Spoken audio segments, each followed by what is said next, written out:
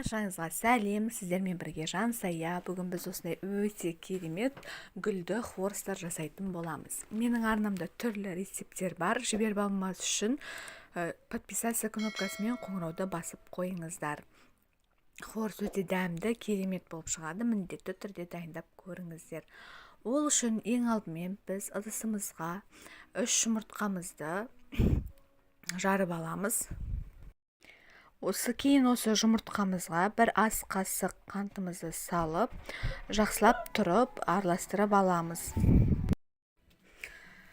Әбден қантымен жұмыртқа жақсылап араласқанша араластырып аламыз. Кейін осы араласқан массамызға қасықтың ұшымен, яғни шай қасықтың ұшымен кішкене ғана соданы алып, оған уксус қосып кішкене араластырып аламыз. Содамызды жаңағы қанты бар жұмыртқалы массамызға қосып, жақсылап тұрып араластырамыз. Яғни онда көпіршіктер пайда бола бастағанша жақсылап араластырамыз. Осындай көпіршіктер пайда бола бастағаннан кейін алдын ала електен өткізілген 1 немесе 1,5 стақан ұнымызды қосып, жақсылап тұрып қамыр елейтін боламыз. Видеодағыдай жабыспайтын кәдімгі қамыр шығуы қажет болады. Осы қамырымызды біз екіге бөліп, жақсылап тұрып жаятын боламыз. Жұқа етіп жаю керек міндетті түрде.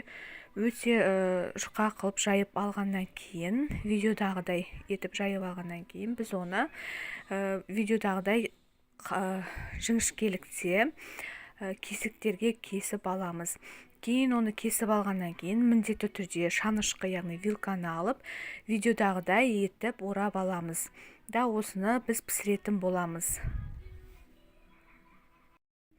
Қатты қызып тұрған сұйық майға, яғни қатты қызып тұрған майға біз орташа отта видеодағыдай етіп айналдыра отырып, екінші вилканы көмекке шақыра отырып, осындай қылып роза, яғни гүл жасап аламыз. Сосын осылай пісіретін боламыз.